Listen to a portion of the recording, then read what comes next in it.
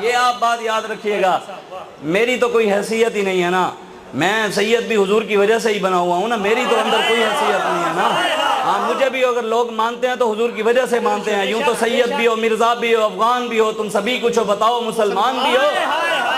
میرا باپ بھی یہاں بیٹھا ہو، کوئی بندہ کھڑے ہو کر میرے باپ کو گالی دے، میں اگر اس کو جواب بھی نہ دوں تو بندہ کہے گا اپنے باپ کا ہی نہیں ہے، یہی کہیں گے نا لوگ۔ بھئی اگر میرے باپ کو کوئی گالیاں دیتا رہے، اگر تھپڑ بھی مار دے، میں چپ کر کے دیکھتا رہوں بھی چنگا ہو رہا ہے، کوئی کہے گا بھئی یہ اپنے باپ کا ہی نہیں ہے، غیرت ہوتا تو اٹھ کر جواب دیتا، کم از کم اس کا گریبان پکڑتا، اس کو تھپڑ مارتا، بھی باپ کی غیرت تو کرتا۔ پھر نانے کی عزت پر ڈاکہ پڑ جائے اور سید چپ کر کے بیٹھے رہیں، وہ سید کہلوانے کے لائق نہیں۔ ہاں اس کائنات کی سب سے بڑی دربار گنبد خضرا ہے، اور اس دربار کے سجادہ نشین امام حسن اور حسین ہیں۔ جب دین پر وقت ہے تو حسن حسین گھر بیٹھ کر نذرانے نہیں لے رہے تھے، نہ ہی انہوں نے فتوے دے دیے تھے کہ یزید کافر ہو گیا، ظالم ہو گیا، نہیں، امام حسین بچوں کو لے کر میدان میں آ گئے تھے، اور یزید نے کہا میرے ہاتھ پر بیعت کریں، مجھے ووٹ دے دیں، حسین نے کہا نہیں، دین کے غدار کے ہاتھ میں ہاتھ نہیں جائے گا۔ عاشق سوئی حقیقی جیڑا قتل معشوق دے مننے ہو، عاشق سوئی حقیقی جیڑا قتل معشوق دے مننے ہو، سچا عشق حسین علی دا باہو، سر دے وے راز نہ بھنے ہو۔ پر میں سر دے دیا امام حسین نے، لیکن دین پر آنچ نہیں آنے دی۔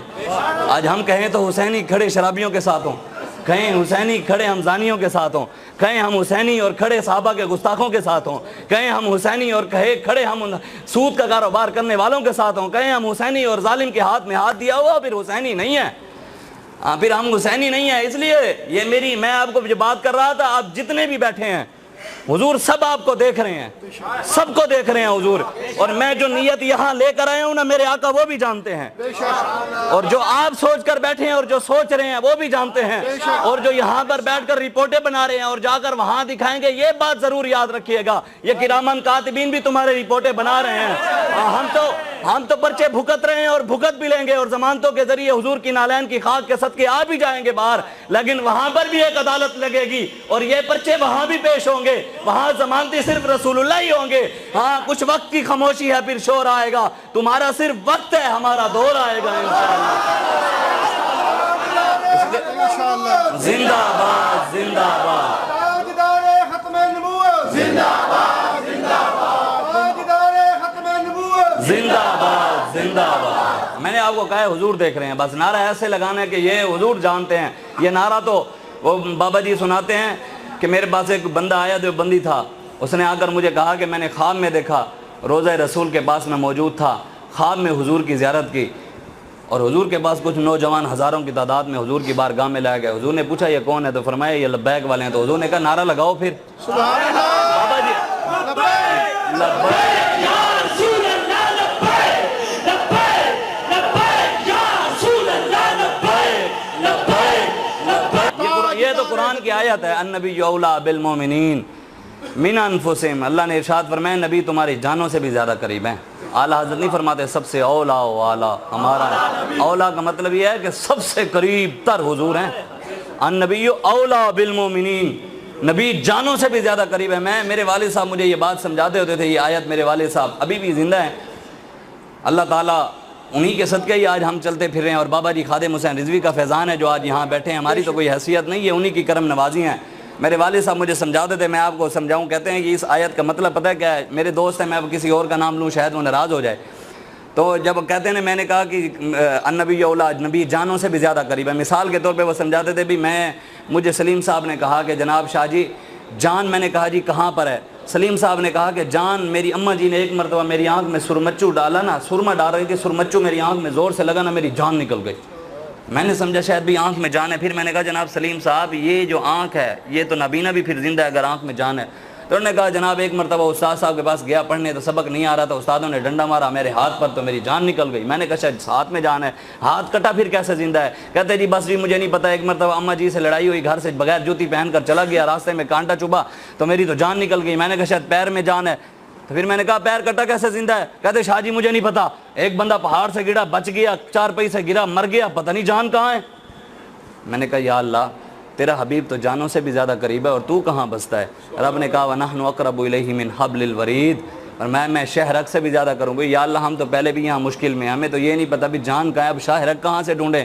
رب نے فرمایا قرآن میں ہی ہے فَاسْأَلُوا أَهْلَ الذِّكْرِ إِن كُنتُمْ لَا تَعْلَمُونَ, اللہ والوں کے پاس چلے جاؤ. ہم ایسے چلتے او خواجہ غلام فرید کوٹ مٹھن شریف والے, ہم ان کی بارگاہ میں پہنچ گئے. ہم نے کہا جی خواجہ جی ایک بات سمجھ نہیں آ رہی. انہوں نے کہا جی کیا؟ انہوں نے کہا اللہ تعالیٰ کہتا ہے بھی نبی جانوں سے زیادہ قریب ہے, میں شہرک سے زیادہ قریب ہوں, ہمیں سمجھائیں کہ اب شہرک کہاں ہے اور جان کہاں ہے. کہا ہم چٹکی میں سمجھا دیتے ہیں. جی کیسے سمجھائیں گے؟ کہا یارو جہاں جان وہاں شہرک, جہاں جان وہاں شہرک, جہاں شہرک وہاں جان. کہا جہاں خدا وہاں مصطفیٰ, جہاں خدا وہاں مصطفیٰ, جہاں مصطفیٰ وہاں خدا.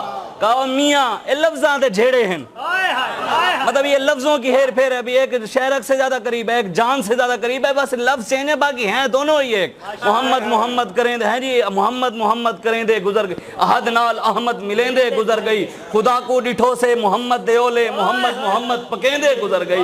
حقیقت محمد دی پا کوئی نہیں سکدا, اتھاں چپ دی جاہے اللہ کوئی نہیں سکدا. ڈاڑھے علیسو عمل ہفت تھی سن, عمل ہفت تھائے ہوئے ولا کوئی نہیں سکدا. اساں نت محمد دیا ناتاں بڑے سوں, اساں وانگ ناتاں بڑا کوئی نہیں سکدا. مذاہب تے جھگڑے اساں چھوڑ بیٹھے, پر محبت تے جھگڑا چھڑا کوئی نہیں سکدا. ہمارے کہا میاں اے لفظاں دے جھیڑے ہیں, ڈوہیں راہ دے ہکے ویڑے ہیں. ایک ویڑا سمجھتے ہیں نا آپ سراکی میں کہتے ہیں جو پورے گھر والے جس ویڑے میں رہتے ہیں, میاں اے لفظاں دے جھیڑے ہیں, ڈوہیں راہ دے ہکے ویڑے ہیں. اے ویڑے کیڑے ہیں ایمان والے جیڑے ہیں. خلقت دی جی کو گولے ہر دم فرید دے کولے.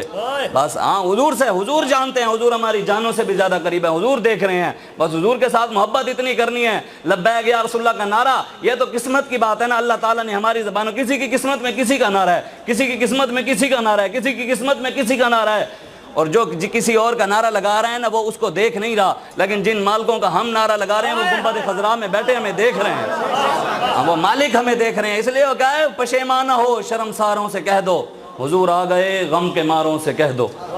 پشیمانہ ہو شرمساروں سے کہہ دو, حضور آ گئے غم کے ماروں سے کہہ دو. وہ چلے ہیں سوئے عرش اعظم, وہ چلے ہیں سوئے عرش اعظم, ادب سے رہیں چاند تاروں سے کہہ دو. ادب سے رہیں, حضور آ رہے ہیں. حضور کی بات جب آئے تو وہاں پر سر جھکا دینا چاہیے. یہ نہیں ہے کہ جی فلاں یہ کہ جی فلاں حضور کے دین, حضور کی ختم نبوت کے ساتھ غداریاں ہو گئیں, ناموس رسالت کے ساتھ غداریاں ہو گئیں. یہاں پر پاکستان کے اندر سود کا کاروبار ہے, نوجوان پرپال کمپنی کے پیچھے لگ گئے ہیں, آن لائن کمپنیاں چل رہی ہیں, وہ سود کا کاروبار کروا رہی ہیں باہر سے آ کر, اور مسلمان بھی حلال کو چھوڑ کر حرام کے پیچھے لگتا رہ جا رہا ہے. نوجوان 50,000 یا لاکھ روپیہ آن لائن کمپنیوں میں ڈال کر وہ اسپیس لیش اور پرپال نامی کمپنیاں آ گئی ہیں, وہ چاہتے ہیں کہ مسلمان سود کی طرف آئیں. سود اتنا بڑا گناہ ہے, حضور نے فرمایا ہے جس نے سود کا ایک درہم کھایا نا وہ اس سے بھی بدتر ہے کوئی بندہ کعبے کے اندر 72 بار زنا کرے. سود کا ایک درہم کھانے والا ایسے ہے جیسے اس نے 36 بار اپنی ماں کے ساتھ زنا کیا. آج کوئی حلال کی ہمیں پتہ ہی نہیں ہے, اسلام نے ہمیں